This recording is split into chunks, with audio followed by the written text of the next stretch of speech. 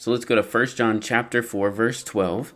The scripture says this: "No one has ever seen God.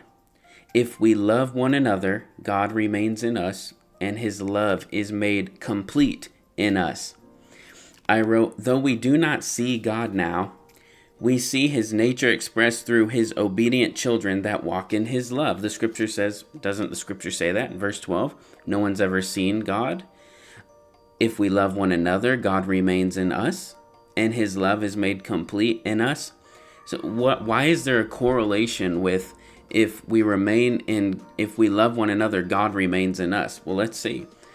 I wrote, the scripture above states that if we love one another, the big if, meaning if we do not love one another, this reality will not be true. But if we love one another, then God remains in us. God lives in us.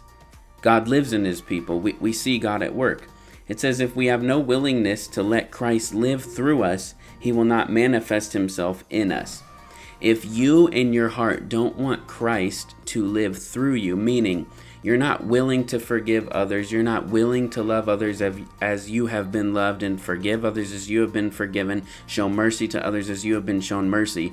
If you are not willing, I'm not saying you're going to be perfect at it, and we're not talking about in your own strength, but if you are not willing to let the grace that you receive flow through you, Christ will not manifest himself to you. Jesus said, if you keep my word, then me and my Father will come and will make our home with you. Well, this scripture says, if we love one another, then God remains in us. If we refuse to love one another, we are rejecting God's ways, and he will be made an enemy unto us. For the great commandment is to love God first, but then the second is like it, to love our neighbor as ourselves. So if we don't want to love others, we don't want Christ to empower us to love others, Christ won't even bother manifesting himself to us. He'll pass us by and go to someone else. And so look at this. The grace that is given to us is evidenced in the godliness that is worked through us. How do we know we've been made godly? How do we know that we've been made righteous? How do we know that God remains in us? How do we know that we've received the grace of God? It's evidenced, it's revealed, there's fruit attached to it. And it's that godliness has been worked in our hearts and is evident in our lives. We're devoted to Christ, we're devoted to his word, we're devoted to prayer, we're devoted to doing good deeds to others in love to glorify the name of Christ. That's how we know that the grace of God is at work in our lives. I wrote, however, if we walk in the love of God toward one another, that in and of itself is evidence God is among us, and that his love is complete and perfected within our hearts.